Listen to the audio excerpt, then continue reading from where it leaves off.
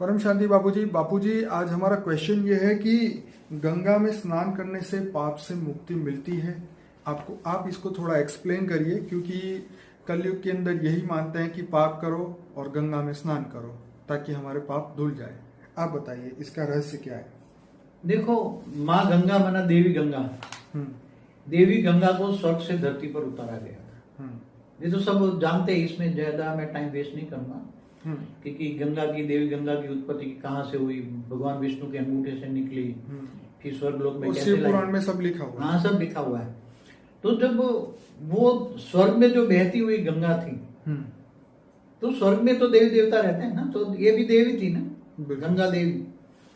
तो इनको कपिल मुनि ने श्रापित जो किया था, वो जला के भस्म कर दिया था सागर के 60,000 पुत्रों को। तो उनको पुनर्जीवित करने के लिए धरती पर उसके जो तपस्या करके महादेव के जटाओं में उतार के करा। तो जो गंगा बहती थी, हम पहले बात करें गंगा जो बहती थी स्वर्ग में, तो स्वर्ग में तो ये स्थूल जल नहीं होता ना, जैसा गंगा का स्थूल जल है ना, ऐसी तो गंगा नहीं थी ना वो। तो वहां तो सूक्ष्म जल होता है, वायु तत्व। केवल वहां तो 3 तत्वों की दुनिया होती है ना। देवताओं का भी शरीर 3 तत्वों का है, वो तो 3 तत्वों का लोक है। देवलोक माना सूक्ष्म लोक। सूक्ष्म में 3 तत्व होता है, आकाश, वायु और अग्नि। तो वायु तत्व में भी जल होता है ना। जैसे आप पानी को उबालते हो तो भाप बन जाती है ना, तो ऐसी भाप की वो तरह, मतलब वायु तत्व में वो देवी गंगा वहां बह रही थी ना, देवताओं का उद्धार करने के लिए आई थी ना।